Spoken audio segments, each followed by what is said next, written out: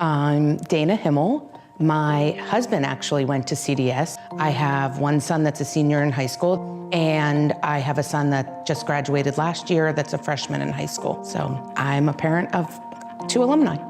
I knew when my kids came to school here that I wanted to be involved. I had been involved at preschool. I chose to stay home so that I could be involved. I enjoyed that so much that really from there I just took on more and more volunteer opportunities. I think what motivates me is just doing what makes me feel good and knowing that I'm helping at the same time. I think a lot of the small things that happen at Community Day can end up having a great impact. When you walk in this building, you know that the people here are there for you. I mean, the teachers that you've had always remember you, and it's going back, and it's a grounding place. I think what keeps me involved is knowing that I'm making a difference. Seeing that look on a teacher's face when they're so happy to have an extra person, or the kids knowing me in the hall. I love when kids are like, Mrs. Himmel, Mrs. Himmel.